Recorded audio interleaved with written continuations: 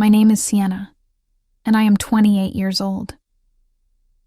When I look back at my childhood, it feels like watching someone else's life through a window, one that's always fogged from the inside. I can see the outlines, the shapes of memories, but the warmth never really reached me. I grew up in a small suburban town just outside Portland, Oregon. It was the kind of place where lawns were neatly trimmed, and every house looked like it was competing for most perfect family on the block. From the outside, we fit right in. A 2-story beige house, a dog named Milo, 2 daughters, my sister Clara and me, and parents who smiled at neighbors, but hardly ever smiled at each other.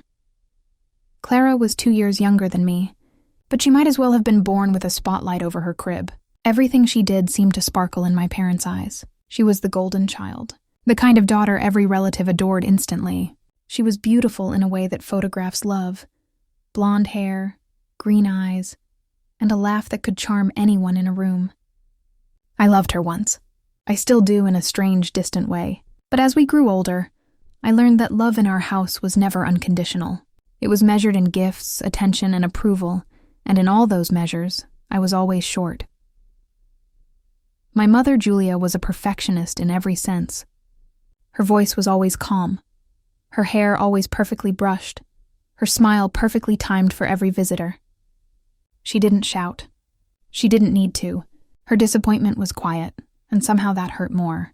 My father, Dean, was a kind man once, but over the years he grew tired, or maybe defeated. He worked long hours, came home late, and rarely interfered with Mom's way of running the household.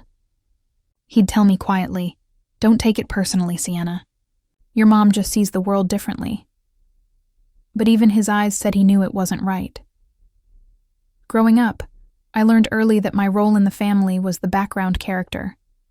I was the one taking the photo, not in it. If Clara wanted something, she got it. Dance lessons, new clothes, her first phone at 12. When I asked for things, I was told to wait, to be grateful, to understand that life isn't fair. By the time I turned 16, I had stopped asking for much at all.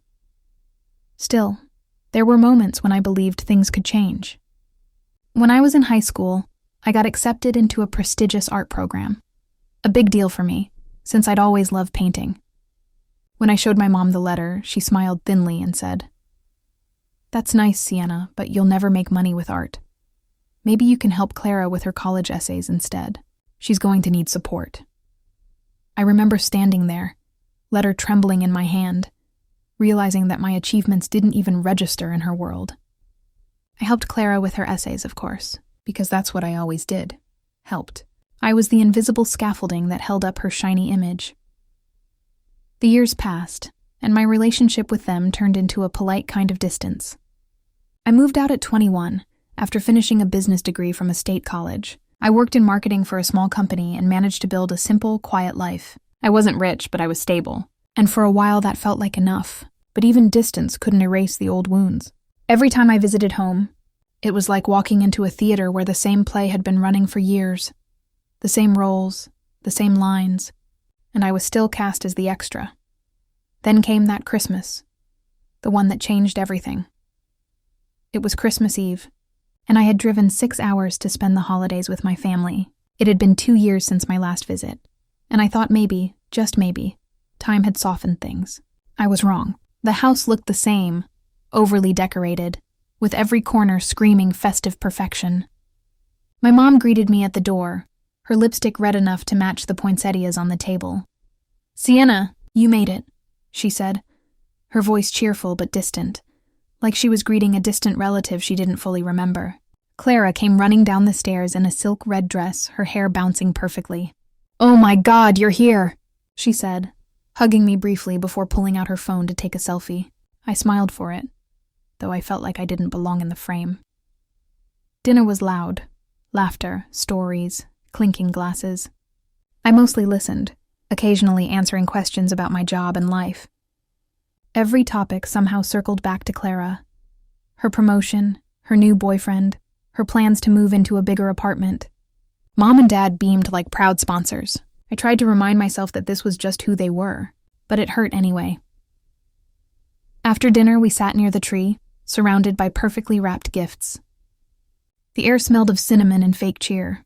My mom handed out the presents, her voice warm and rehearsed. "This one's for Clara," she said, handing her daughter a small velvet box. Clara opened it to reveal car keys, shiny, sleek, unmistakably BMW. Her eyes widened and she squealed. "No way, you didn't!" She laughed, running toward the window to see the garage door lifting. And there it was. A brand new silver BMW with a giant red bow. My mom clapped her hands like a proud child. "Merry Christmas, sweetheart. You deserve it." Dad smiled faintly, sipping his wine. Then Mom turned to me. "And for you, Sienna," she said, handing me a small package wrapped in plain paper. I smiled weakly, trying not to expect anything. I unwrapped it carefully. Inside was a pair of fuzzy socks, cheap dollar store quality. A price tag still stuck to one of them. For a moment, I thought it was a joke. I looked up, waiting for laughter, for a, "Just kidding," but my mom simply smiled and said, "Be humble, dear. Everyone gets what they deserve." Clara laughed softly, almost apologetically. "It's cute, though," she said, returning her gaze to the car keys twirling in her hand. I forced a smile. My chest felt hollow, but I stayed quiet. It wasn't just about the gift. It was everything it symbolized. The years of being unseen, unappreciated, unloved in the way I needed. I sat there while they talked excitedly about the car, their voices fading into background noise. Something inside me, something that had been quiet for years, cracked. That night, after everyone went to bed, I sat by the small guest room window, staring out at the snow-covered street. I thought about my life, about all the years I had tried to earn their love. I realized then that I'd never get it, not because I hadn't tried hard enough, but because they had already decided who I was in their story. The invisible one. The one who didn't deserve more. At around 2 a.m., I quietly packed my suitcase. No tears, no anger, just silence. I folded each piece of clothing neatly, zipped the bag, and stood in the middle of that cold, perfect house for one last time. Before leaving, I walked downstairs and placed a small box under the Christmas tree. It was wrapped in plain brown paper with a note that said, "To Mom, Merry Christmas." Then I grabbed my coat, took one last look at the glowing tree, and walked out the door. The cold air hit my face, sharp and liberating. I got into my old car and started driving. The streets were empty, silent, as if the whole world was asleep. I didn't know exactly where I was going. I just knew I couldn't stay. For the first time in my life, I felt something close to peace. Not happiness, not yet, but the quiet knowledge that I was finally choosing myself. The next morning, when my mom opened the gift I left under the tree, she started screaming nonstop. But that part, that reaction, that came later. For now, as I drove into the dark winter road, all I could think was that my story had finally begun. Not theirs, mine. The highway stretched endlessly before me that night, a silver ribbon of silence under the winter sky. Snow fell gently against the windshield, blurring the world beyond. My headlights cut through the white haze, and I remember thinking how surreal it all felt, as if I'd stepped out of my own life. For 28 years, my existence had been defined by that house, by the people inside it. Now it was behind me, shrinking with every passing mile. I didn't cry. I thought I would, but instead there was only stillness, a strange, heavy quiet that felt more comforting than painful. Maybe that's what happens when you finally accept the truth. The chaos stops, and the silence becomes your friend. By dawn, I had driven almost 4 hours south, past small towns and frozen lakes, until I reached a quiet roadside inn, the kind of place that smelled faintly of coffee and old carpet. I checked in under my full name, Sienna Morgan, not caring to hide. The woman at the counter gave me a tired smile and said, "Long night?" I nodded. She handed me the key and added, "Breakfast till 9, honey." In the room, I sat on the edge of the bed and finally exhaled. It was the first time in years that I felt like the air was mine to breathe. I stared at my reflection in the mirror. Puffy eyes, dry lips, a small red mark on my cheek from crying earlier that evening. I looked ordinary, invisible even, but beneath that reflection, something new was forming. a quiet determination. I slept most of that day. When I woke up in the evening, I ordered soup from the diner next door and ate it by the window while snowflakes collected on the glass. For the first time in a long while, I had nowhere to be, no one to please, no expectation hanging over my head. It was terrifying, but also freeing. Over the next few days, I started planning. I knew I couldn't go back. Not for a while, maybe not ever. I had a small amount of savings, about $6,000 from my job. Not much, but enough to survive for a month or two if I lived carefully.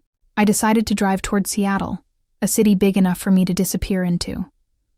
On the third day, I packed my things again, checked out, and left a thank you note for the innkeeper. She had no idea that she'd just witnessed the quiet beginning of my new life. The drive to Seattle was long, but there was something healing about the motion of the car, the hum of the tires against the road, and the endless gray sky. I kept replaying Christmas night in my mind, not out of bitterness, but as a kind of lesson. It was like my past had finally revealed itself fully, and now that I saw it clearly, I could stop chasing what was never mine. When I arrived in Seattle, I rented a small studio apartment on the outskirts of the city. The walls were bare, the carpet old, and the windows faced an alley. But it was mine. No judgment, no comparison, just silence and space. I spent the first week cleaning, sleeping, and walking aimlessly around the neighborhood. At night, I would lie in bed and think about my family, what they might be doing, how they might have reacted when they found my note and the gift I left behind. I could almost picture it, my mother opening that small brown box, expecting maybe an apology or something sentimental. Instead, she found what I had chosen to leave her. Inside that box had been the keys to my old car, the one I'd driven since college, the one she'd always mocked for being too modest. I left a note inside that said, "Now you can have something that fits your taste, used, reliable, and taken for granted." It wasn't meant to be cruel. It was meant to be honest. I knew she wouldn't understand the message right away, but I also knew that, for the first time, she would feel what I had felt for years, dismissed, undervalued, unseen. That was my quiet revenge, not to hurt her, but to mirror her reflection back at her. Weeks passed. Life became a rhythm of solitude and small routines. I found a temporary job at a bookstore cafe, part-time, just enough to cover rent. It was peaceful work. The smell of coffee, the sound of pages turning, and people lost in thought. I fit right in. I didn't talk much about where I came from. I told people I'd just moved for a fresh start, which wasn't exactly a lie. Some nights, though, the silence would stretch too long. I'd wonder if running away had been too drastic, but then I'd remember my mother's face that night, her smirk, her words. Be humble. Everyone gets what they deserve. And I'd know I did the right thing. 2 months later, I got a call from an unknown number. I almost didn't answer, but curiosity got the better of me. "Sienna?" The voice was shaky. It was my father. For a moment, I didn't know what to say. "Dad?" He exhaled in relief. "Oh, thank God, where are you? We've been worried sick. Your mom's losing her mind." I said nothing. I wasn't ready to tell him where I was. He continued. "You just disappeared. No note, no explanation. What happened?" I hesitated, then said quietly, "You saw the gift, didn't you?" There was a long pause. Then softly, "We did. Your mother didn't take it well." I could almost hear the tension in his voice. He wanted to say more but couldn't. That was always his way, stuck between caring and complying. "I just needed space," I finally said. "I needed to start over." He sighed. "You could have told us. We would have—" I cut him off gently. "Would you really have understood, Dad? Honestly?" He went silent. And in that silence, I heard all the truth that words couldn't carry. When we finally hung up, I sat there for a long time, staring at my phone. It felt strange, like closing a book you've read too many times. I didn't feel hatred, just a quiet resignation. Some relationships don't need to be destroyed. They simply fade when the truth finally shows itself. In the months that followed, my life began to shift. I started saving money slowly, I took online courses in digital design, something I'd always loved but never had the courage to pursue because my mother thought it was a hobby, not a career. I worked evenings at the cafe, mornings studying on my laptop in the corner booth. The more I learned, the more I felt like I was building something real, something that belonged only to me. Sometimes, when I closed the cafe, I'd walk home through the city streets, neon reflections on wet pavement, the hum of distant traffic, and feel a sense of belonging I'd never known before. I wasn't someone's disappointment anymore. I was just me. A year passed. I hadn't spoken to my mother or Clara again. My father called twice, just to check if I was alive. He didn't press for details. Maybe he understood more than he could admit. Then one day, out of nowhere, I got an email. The subject line read, "From Clara." My heart skipped. I hovered over it for a full minute before clicking. She wrote, "Hey, Sienna. I don't know if you'll read this, but I needed to reach out. Mom's been different since that Christmas. Angry all the time. She blames me for a lot of things now. I don't even drive the BMW anymore. It feels cursed, honestly. I miss you. I really do. I didn't realize how bad things were for you. I just thought you didn't care. I was wrong. Please write back if you can." I stared at the screen for a long while. Clara's message was simple, but it stirred something deep inside me. Not anger, not forgiveness, just reflection. For so long I'd thought of revenge as something sharp, something that bites back. But maybe real revenge wasn't about striking. Maybe it was about living free enough that the ones who wronged you are forced to see themselves clearly for the first time. I didn't reply right away. I needed time. I saved the email in a folder called Later. That night, I stood by my window and looked at the city lights. The same lights that had greeted me a year ago when I arrived with nothing but a suitcase and a tired heart. And for the first time I realized I wasn't running anymore. I was rebuilding, and the best part? They didn't know who I had become yet. Not even close. When a year passes without speaking to your family, time becomes strangely elastic. Some days move like syrup, slow and thick, and others vanish in a blink. That's how life felt for me during my second year in Seattle. It was the kind of life built on quiet progress. No grand victories, no loud celebrations, just small, steady steps forward.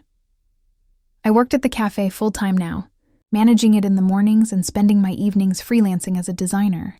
It had started as a simple side gig, logo design for small businesses, digital posters, a few marketing layouts, but it was growing faster than I expected.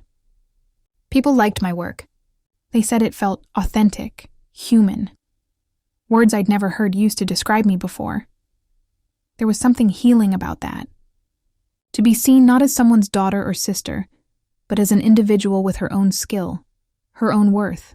I began to feel that maybe, just maybe, I was finally becoming the person I was always meant to be.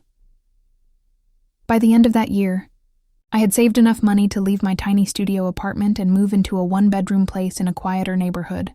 It wasn't luxurious, old hardwood floors, squeaky doors, and the occasional draft in winter, but it was mine. Every nail on the wall, every piece of furniture was something I'd chosen. My space, my rules, my peace. Sometimes on weekends, I'd sit by the window with a cup of tea and watch the rain slide down the glass, and think about how far I'd come from that Christmas night. I didn't feel anger anymore, just a soft sort of sadness, the kind that doesn't sting anymore, but still lingers like an old scar. Every now and then, I'd wonder what they were doing. Whether Clara was still living that glossy, perfect life, or if my mother had found someone new to measure her pride against. But those thoughts didn't hold power over me anymore. They were just background noise. Then, one afternoon in early spring, I received another email. This time it wasn't from Clara. It was from my father. The subject line read, "Important. Please read." I hesitated before opening it. Something about the wording made my stomach tighten. "Hi, Sienna. I know you don't want to hear from us, and I'll respect that after this. But I thought you should know that things have changed here. Your mother isn't doing well. She's been under a lot of stress since you left. Clara's business investment went bad, and she's been struggling too. We don't expect anything from you, but I wanted you to know. Take care of yourself. Dad. I reread it several times, not sure what I was supposed to feel. My mother wasn't doing well. Clara lost an investment. It didn't sound real. For years, they'd seemed untouchable, too proud, too perfect to stumble. But now, it seemed like their perfect world was cracking. That night, I couldn't sleep. I kept thinking about the quiet fragility of my father's words. There was something different about his tone, tired, almost regretful. For a brief moment, I imagined him sitting at his desk, typing that email with a heavy heart, hoping I'd reply. But I didn't. I closed my laptop and told myself that it wasn't my problem anymore, that I owed them nothing, and yet the thought wouldn't leave me. Weeks passed and I focused on my work. My freelance projects were doing well. I was starting to attract larger clients, small companies, online brands, even a local art gallery that wanted me to design their upcoming exhibit catalog. It was the kind of work that made me feel alive, creative, calm, fulfilled. But the past has a strange way of finding cracks in even the strongest walls. One afternoon, while I was sitting at a cafe downtown waiting for a client, I heard a voice behind me, soft, familiar, and completely unexpected. Sienna? I turned slowly. There she was, Clara. Her hair was shorter now, her skin pale, her expression nervous. She looked different, not in a bad way, but in a real way. Less polished, less picture perfect. I blinked, unsure what to say. Clara? She smiled weakly. I can't believe it's really you. We stood there awkwardly for a moment before she asked if she could sit. I nodded. She ordered tea, hands trembling slightly as she stirred it. I noticed the faint bags under her eyes. I didn't know you lived here, she said quietly. I didn't tell anyone, I replied. She looked down at her cup. I figured. There was a long silence before she spoke again. Mom's not the same, Sienna. Ever since you left, it's like she's been unraveling. She doesn't say it out loud, but she blames herself. Then she blames me. Then she blames everyone. I stayed quiet. She said something broke in her that night. She said your gift, that car key, felt like an insult. Like you were mocking her. I met her eyes calmly. It wasn't an insult. It was a reflection. Clara looked away. I know that now. Another silence stretched between us, heavy but not hostile. She sighed. I messed up too. That investment Dad mentioned. I got involved with a guy who promised me a partnership. It fell apart and I lost almost everything. The BMW's gone. I sold it to pay off part of the debt. I nodded slowly. I'm sorry to hear that. She gave a small laugh. You sound like Mom when she used to fake sympathy. That made me pause. I mean it, I said. And I did. Clara leaned forward. I know, you always meant it. That's the difference between us. Her voice broke a little. Sienna, I wish I had stood up for you more. You didn't deserve the way we treated you. I thought Mom was right, that you were just different. But now I see you were the only one who saw things clearly. Her apology didn't come wrapped in tears or dramatics. It was quiet, sincere, and somehow that made it heavier. We talked for a while longer. About her new job, my freelance work, about Dad still trying to keep peace at home. She asked if we could stay in touch. I hesitated but eventually said yes.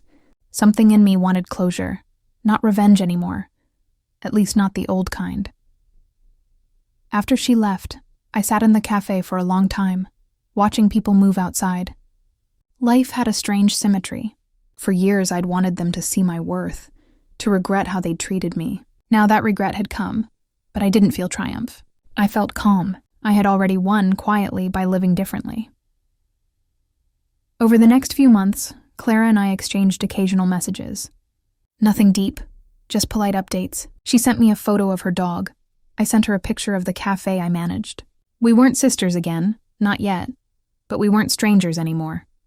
Then, one evening in November, she called. Her voice was trembling. Mom's sick, she said. It's bad, Sienna. She's in the hospital. Dad's with her, but I think she wants to see you. My first instinct was to say no, to protect the peace I'd built, but a strange calm washed over me instead. Maybe this was the final page of the story. Not revenge, not reconciliation, just closure. I drove down to Portland 2 days later. The same drive I'd made years before, except this time, my heart didn't feel heavy. It felt steady. When I pulled up to the hospital, I sat in the parking lot for a moment, staring at the entrance. Inside, the air smelled like antiseptic and rain. Clara met me in the hallway, eyes red but hopeful. "She's been asking for you," she whispered. When I walked into the room, my mother looked smaller than I remembered. Fragile, tired, her hair streaked with gray. She looked at me for a long time before speaking. "Sienna," she said softly. "You came," I nodded. "I did." Tears welled in her eyes. I was cruel to you. I see that now. I thought I was teaching you humility. I was just teaching you to disappear." Her words hit something deep inside me. For so long, I'd imagined what it would feel like to hear that. An apology, an admission. But standing there, all I felt was peace. "I know," I said gently. "And I forgave you a long time ago." She started crying then, quietly. Clara held her hand and my father stood near the window, eyes glistening. The silence between us wasn't painful anymore. It was honest. I stayed for a few hours that evening, sitting by her bedside, talking softly about ordinary things, my work, Clara's life, the weather. When I finally stood to leave, she looked at me and whispered, "You became everything I hoped for. Just not in the way I imagined." I smiled. Maybe that's the point. As I drove back to Seattle that night, the city lights ahead of me glowed like a promise. Revenge wasn't about making others hurt. It was about reclaiming the parts of yourself that they tried to erase. And I had done that, quietly, completely. That Christmas, I didn't send gifts. I didn't visit. I simply sat in my apartment, lights dim, tea warm in my hands, watching the snow fall against the window. I felt gratitude, not for what had happened, but for what it taught me. Sometimes, walking away is the loudest revenge of all. I didn't go home that night. When my shift at the diner ended, I just stayed in the break room, staring at the ceiling for a long time. The sound of rain against the roof was oddly comforting. I thought about how far I'd come, and how far I still had to go. My coworkers assumed I was just tired, but truthfully, I was building something quietly inside me. A life that no one could take credit for but me. Weeks passed, then months. My classes became more demanding. I'd return home from work at midnight, then stay up until 2 or 3 studying. My eyes would burn, and my hands would sometimes shake from exhaustion, but I didn't stop. That image of my mother's mocking smile, of Clara's BMW gleaming under the Christmas lights, was still there, not as a wound anymore, but as fuel. One day, I got an email from my professor. I had been chosen for an internship at a local architecture firm. Paid, part-time, and under a senior designer who was known to push his interns to their limits, I accepted immediately. The day I walked into that firm, wearing the only blazer I owned, the same one I wore to job interviews years ago, I felt like I was walking into a new version of my life. The office smelled like coffee and fresh paper. It was modern, open, and full of energy. Everyone moved with purpose. I loved it instantly. My mentor, Daniel, was demanding but fair. He taught me more in 3 months than I'd learned in years of school. He noticed my dedication and often said, "Sienna, you've got something most people don't. Quiet persistence." It became a rhythm. Work at the diner evenings, classes and internship during the day. I'd sometimes catch myself laughing at the irony. The girl who once got a pair of cheap socks for Christmas was now learning to design luxury homes. 3 years went by like that. I graduated with honors. The firm offered me a full-time position. By then, I had saved enough to rent my own small apartment. Nothing fancy, but mine. I remember walking through the empty space the first night, sitting on the floor with takeout noodles and whispering to myself, "You did it. But revenge, real revenge, doesn't happen when you're angry. It happens when you've healed enough to act from clarity. I didn't plan to see my family again. For a long time, I didn't even think about them much. Life was moving fast, and I was happy to leave the past in its dusty corner. But life has a strange way of bringing old wounds back when you least expect it. One summer afternoon, I was leaving work when I saw a familiar face across the street. Clara. She was standing beside a man. Tall, well-dressed, clearly her husband. She was holding a toddler, maybe 2 years old. The sight hit me like a wave. For a second, I froze, unsure whether to walk away or approach. Then she saw me. Her expression changed from confusion to disbelief. "Sienna?" she called out, walking closer. I forced a polite smile. "Hi, Clara." She looked me up and down. "Wow, you look so different." "What are you doing here?" "I work here," I said calmly, gesturing toward the building behind me. Her eyes widened. "Here, at Graham & Lee Architects?" "Yes, I'm a project designer now." She blinked, clearly surprised. "That's impressive." There was a flicker of discomfort in her tone, like she wasn't sure how to place me anymore. Her husband shook my hand politely, and for a few minutes we exchanged small talk. They were in town visiting. Clara mentioned their family, how things were difficult lately, how Mom's health wasn't the best, how the business Dad had built was struggling under new management. I nodded, but said little. After we parted ways, I felt a strange mixture of emotions: sadness, relief, and a quiet satisfaction. For the first time in years, I realized I wasn't the broken girl who left home at 2 a.m. I had rebuilt myself from scratch, and now I stood taller, calmer, stronger. A week later, I received a letter in the mail. No return address, but the handwriting was unmistakable. My mother's. I hesitated before opening it. Inside, a short note read, "Sienna, I heard from Clara that you're doing well. I'm glad. Things haven't been easy here. If you ever feel like visiting, you're always welcome. Love, Mom."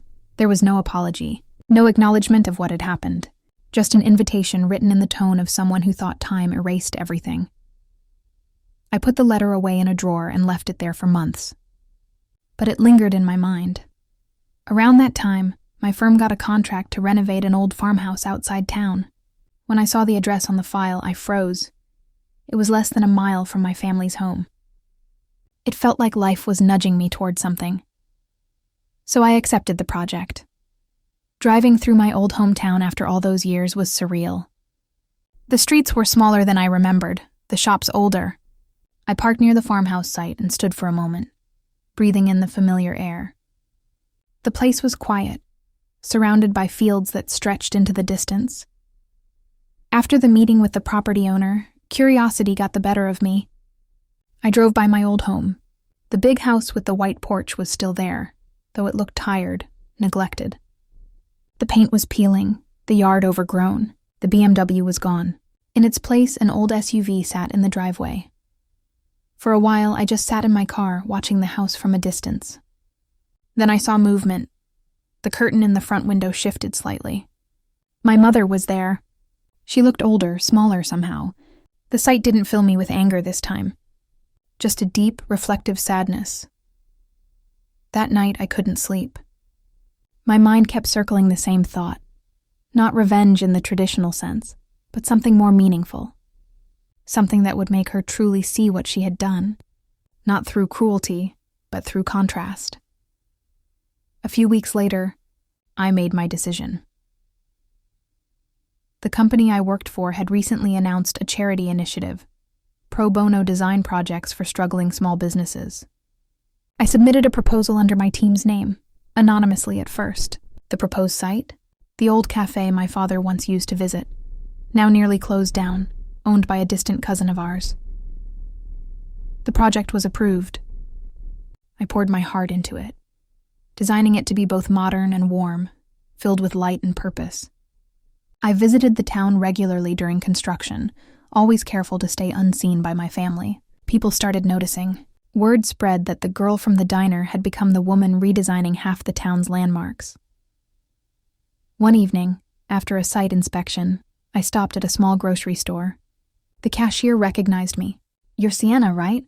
I used to see you at the diner years ago. You've done well for yourself." I smiled softly, trying my best. The next morning, I got a call. It was Clara. Her voice trembled slightly. "Sienna, Mom's asking about you. She knows you've been coming here. She really wants to see you." I paused. "And what about you?" There was a long silence. Then she said quietly, "I owe you an apology. For everything." It was unexpected, genuine. I told her I'd think about it. That night, I sat by my apartment window, watching the city lights. My heart was heavy but calm. I wasn't seeking revenge anymore. What I wanted was closure, the kind that only comes when you've faced your past without fear. So I decided to return home, not as the wounded daughter who left, but as the woman who built her life from the ground up. When I finally stood on that porch again, the same one I'd walked away from years ago, I didn't feel small or angry. I felt whole. My mother opened the door. Her eyes widened, tears immediately filling them. "Sienna?" she whispered. "Yes," I said softly. "It's me." For a long moment, neither of us spoke. The silence was thick, but it wasn't hostile. She reached out, hesitating, then touched my hand. "I'm so sorry," she said, voice breaking. I didn't say anything right away. I just looked at her. At the woman who once laughed while giving me a pair of socks worth $2. Time had humbled her in ways I didn't need to. When she finally invited me inside, I stepped in, not as a guest or a child returning home, but as someone who had already made peace. And yet, the gift I'd left years ago, the one that made her scream that Christmas morning, that story wasn't over, because she never knew what I had truly left inside that box. When I stepped back into that house, everything felt smaller. The hallway that once seemed endless was narrow, the furniture a little more worn, the light dimmer. The air carried the faint scent of old wood and lavender, the same air freshener my mother used to spray before guests came. It was strange how nothing had changed, yet everything had. She motioned for me to sit on the couch, the same one where I'd spent my childhood evenings watching movies with my dad and Clara. The fabric had faded, and there were faint stains on the armrest. She sat across from me, her hands trembling slightly as she tried to pour tea.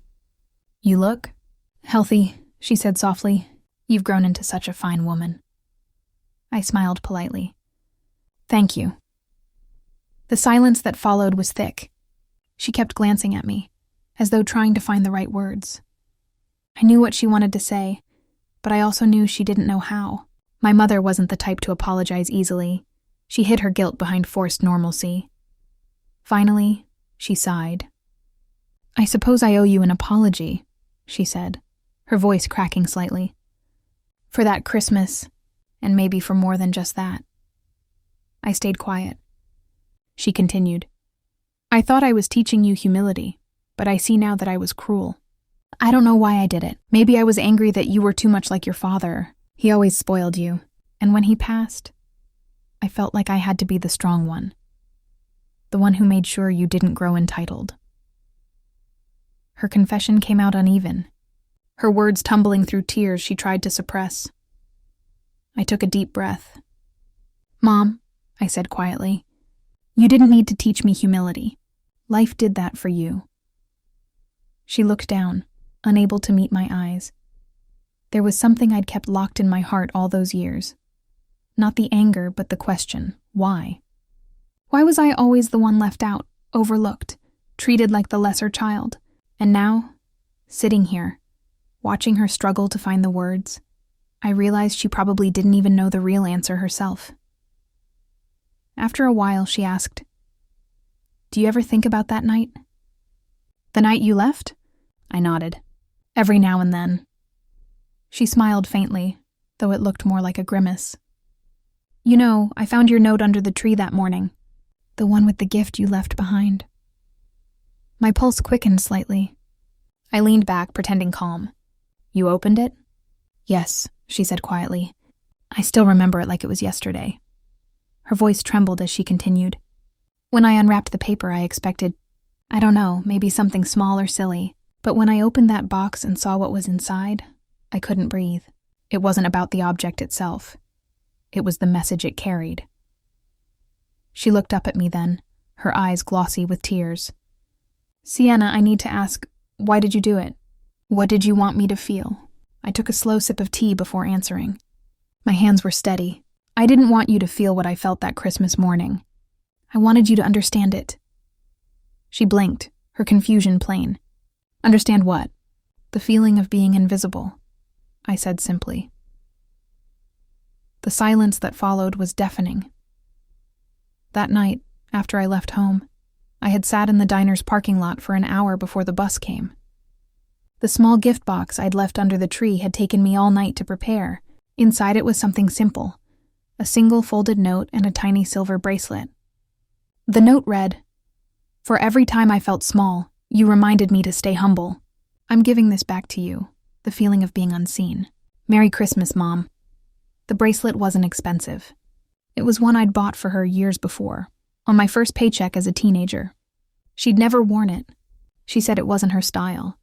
I remembered standing there that night, holding it in my hand, realizing it perfectly symbolized what I'd felt my whole life. Unseen, unvalued, set aside. When she found it, she must have understood. Because when she told me she screamed, it wasn't just from guilt, it was recognition. She saw herself reflected in that act. I didn't say all of that aloud.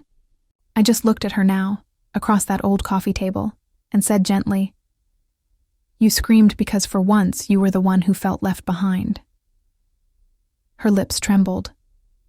You're right, she whispered. That's exactly what I felt. For a long time, neither of us spoke. It wasn't the kind of silence that demanded words. It was the kind that acknowledged everything words had already failed to explain. Eventually, Clara walked in. She was holding her little boy, his chubby hands gripping her hair. When she saw me, she froze for a moment, then smiled shyly. Hey, she said softly. Hi, I replied, returning the smile. It was strange seeing her like this. Softer, humbler. She sat down beside me, bouncing her son on her lap. I've been meaning to tell you, she said. I'm sorry, too, for how I treated you, for laughing that day. I don't even know what I was thinking. I nodded. You were following Mom's lead. I get it. She shook her head. No, it wasn't just that. I wanted to be the favorite. I always thought if I made you look smaller, I'd look bigger. It was one of the most honest things she'd ever said to me. And strangely, it didn't hurt. It just made sense. We talked for hours that evening. About life, about Dad, about the things we never said out loud. My mother cried several times. Clara did too. I didn't cry, though. I felt at peace. Later, as the night deepened, I stood in my old room. The walls still had faint outlines of where my posters used to hang. I ran my fingers over the wood of the window frame. The moonlight poured in softly, silver and gentle. I whispered to myself, You made it, Sienna. When I returned to the living room, my mother was waiting with a small photo album. I kept these, she said, handing it to me. Inside were pictures of my childhood. Birthdays, beach trips, family dinners. I was in some of them, but often off to the side, half smiling. In one photo, Dad had his arm around me while Mom stood behind, smiling tightly. I could almost read the distance in her body language. I closed the album and smiled faintly. Thank you, I said. She nodded, her expression fragile. Maybe it's too late, but I want to try again, she said. To be your mother in the way I should have been. I met her gaze. We can start small, I replied. Over the next few days, I stayed a little longer than I'd planned. I helped around the house, cooked dinner, and played with Clara's son. It was strange, comfortable even, but I knew deep down that I didn't belong there anymore. I had built my own world now. On my last night there, I stood outside looking at the stars. Mom joined me quietly. I keep thinking about that gift you left, she said after a while. It broke me, but maybe I needed that. I turned to her. Sometimes we all need to break to understand what we've done." She nodded, her eyes reflecting the starlight. "Thank you," she whispered. "For what?" I asked. "For coming back." When I drove away the next morning, I didn't feel anger or bitterness. I just felt free. In the rearview mirror, the house grew smaller until it disappeared behind the curve of the road. I realized that revenge hadn't been about making them suffer. It had been about showing them what they'd done and finding peace for myself. A few weeks later, I got a letter, this time from Clara. She wrote that Mom had started volunteering at a local shelter, donating clothes and food. She told everyone about her daughter who taught her the meaning of humility. I smiled when I read that line. Maybe that was my real revenge, not the kind that destroys, but the kind that transforms. Life went on. My work grew. I started my own small firm eventually, one that hired interns from underprivileged backgrounds. I wanted to be the kind of mentor I never had, the kind who noticed quiet potential. Sometimes, during the holidays, I still think of that Christmas morning. The red bow, the BMW, the laughter. But the memory doesn't sting anymore. It feels distant, like watching someone else's story. Because in a way, it is. The girl who left at 2 a.m. was gone.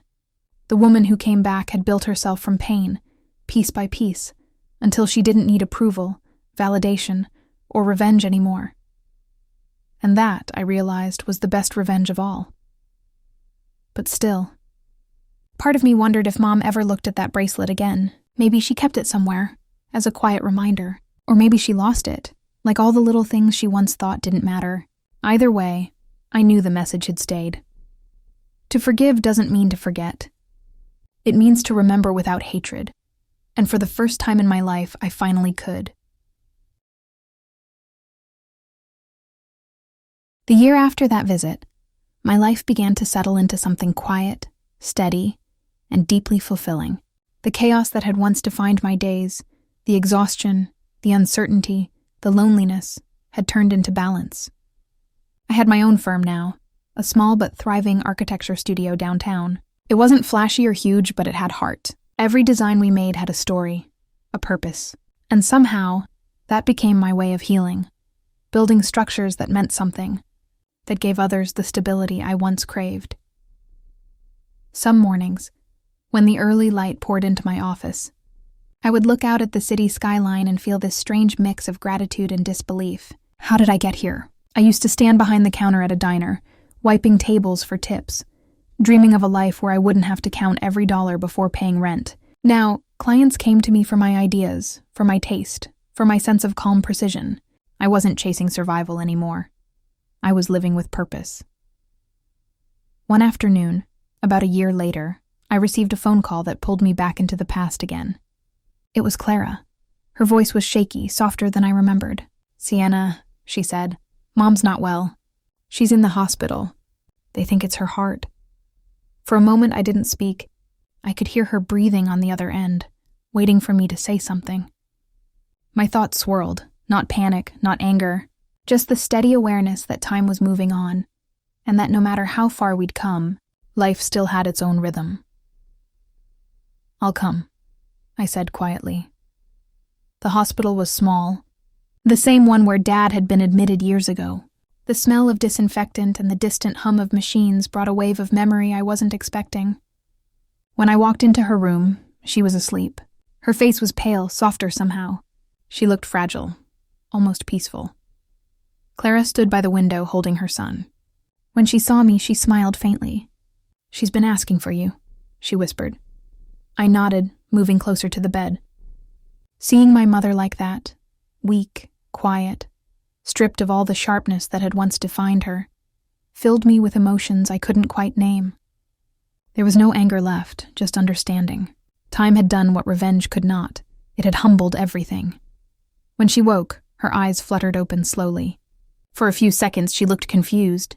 Then she saw me and smiled faintly. "Sienna," she whispered. "Hi, Mom," I said softly, sitting beside her. Her hand reached out weakly and I took it. It felt cold, thinner than I remembered. She looked at me for a long time, as though trying to memorize my face. "You came," she said. "Of course I did," I replied. Her eyes watered. "I wasn't sure if you would." We sat like that for a while, neither of us saying much. The beeping of the heart monitor filled the silence. Finally, she said, "Do you know what I think about sometimes?" I looked at her curiously. "That Christmas," she said, her voice trembling. "The one when I gave you those socks." I smiled sadly. "I remember." She laughed softly, though it was more like a sigh. "You know, I kept that bracelet," she said. "I wear it sometimes. It reminds me of what I almost lost." Her hand lifted weakly, and I saw it. The tiny silver bracelet, worn and slightly tarnished, still circling her wrist. For a moment I couldn't speak. My throat tightened, and I had to look away. "I deserved that gift you left," she continued.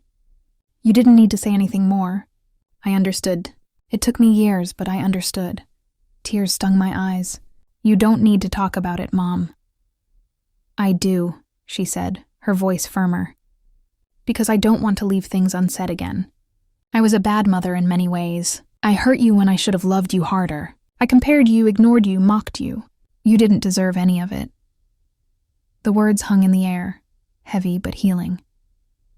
"I forgive you," I said finally, my voice low but sure. "I forgave you a long time ago." Her eyes filled with tears. "You always had a stronger heart than I did," she whispered.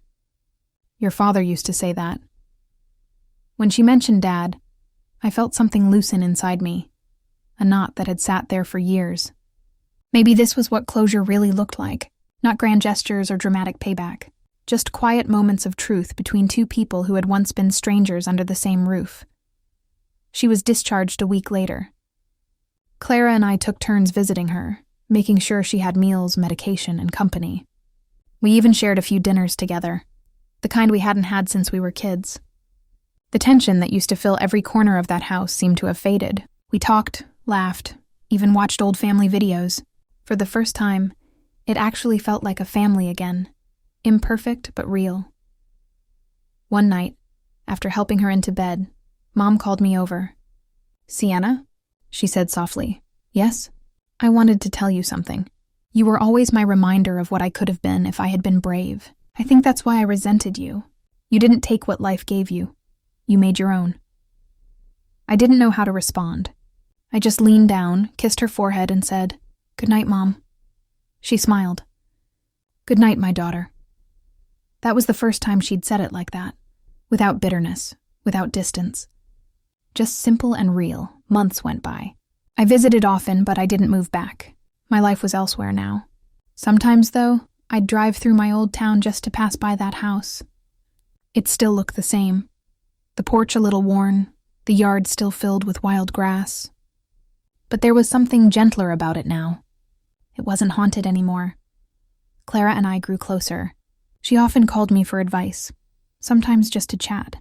Her son, now 3, called me Aunt Sia, and every time I heard it, it made me smile. Maybe life doesn't give us perfect beginnings, but it offers second chances, if we're willing to take them. One Christmas, years after that night I ran away at 2 a.m., I found myself back in that house again. Mom had insisted on hosting dinner. She wasn't as strong as before, but she still managed to decorate a small tree. When we exchanged gifts, I noticed a box under the tree with my name on it. "Go on," she said with a grin. I hesitated, then opened it. Inside was a small envelope and a velvet pouch. In the envelope was a note in her handwriting, "For the daughter who taught me what giving truly means." Inside the pouch was a delicate gold chain with a charm shaped like a tiny house.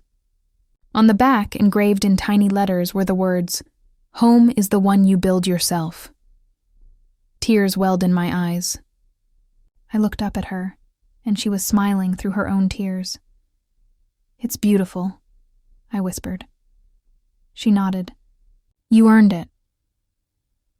It was strange how life had come full circle. The girl who once received $2 socks now sat surrounded by love, laughter, and a quiet understanding that everything had led here for a reason. That night, after dinner, I stepped outside for a moment. The air was cold, the stars sharp and bright, the same kind of night when I had packed my suitcase and left years ago. I could almost see that younger version of me, standing by the car, scared, but determined, clutching a small bag and a burning hope for a better life. I wanted to tell her something, that it all worked out, that she was right to leave, that one day she would come back not to prove them wrong, but to prove herself right. Life has a way of turning full circle, but only if you give it the time and patience it needs. Now, years later, when I tell this story, I don't tell it as a story of revenge. I tell it as a story of quiet justice, of becoming the person they thought you couldn't be.